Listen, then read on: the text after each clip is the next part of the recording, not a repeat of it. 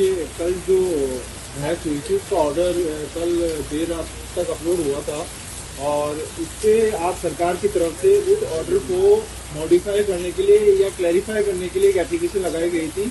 उस ऑर्डर में ये लिखा गया था कि एजी साहब की सहमति है याचिकाकर्ताओं के तर्क से कि इस पूरे प्रोसेस की शुद्धता और पवित्रता नहीं बची है। आज एजी साहब ने खुद शपथ पत्र पे एक एप्लीकेशन लगाई थी और उन्होंने कहा था कि मेरे द्वारा यह तर्क नहीं दिया गया, ये याचिकाकर्ता का तर्क है।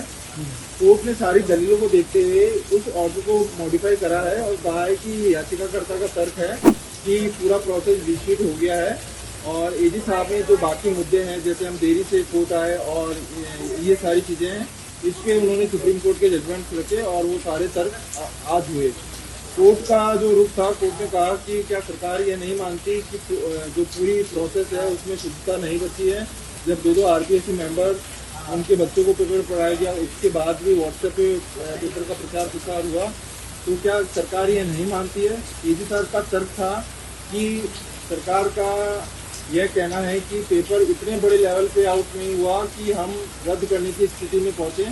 सुप्रीम कोर्ट के जजमेंट में बता रहे थे कि कैंसिलेशन आखिरी रास्ता होता है जब कुछ भी ना बचे, कि हमसे बिल्कुल वर्गीकरण नहीं हो सकता। इसलिए कोर्ट ने इन बातों को देखते हुए इस ऑर्डर को अभी मॉडिफाई करा है और इसमें बहस कल भी जारी रहेगी। अभी कुछ ऐसा रहा जिसमें अगर देखा जाए तो कई बार जैसे अदालत से पूछा गया, उन्होंने कहा कि बच्चों को दिया, लीक नहीं किया, कंपटीशन टफ नहीं हो जाए इसमें। समझा नहीं आपको। प्रश्न ये था कि रामू राम रायका का जिक्र करते हुए अदालत ने ये कहा महाधिवक्ता ने कि उन्होंने अपने बच्चों के अलावा किसी और को उत्तर इसलिए नहीं दिए ताकि कंपटीशन टफ नहीं हो। नहीं, ऐसा नहीं है। वैसे ये फैक्चुअली इनकरेक्ट है। यह पेपर आगे भी 3 लोगों के पास गया था, लाठा और पुरुषोत्तम दादिज और एक और अन्य जो AAO है।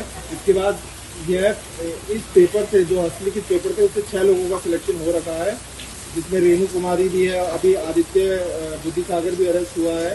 तो ऐसा नहीं है। इसका जो आरपीएससी जो पेपर लीक हुआ उसका भी बड़े लेवल पे सर्कुलेशन हुआ है।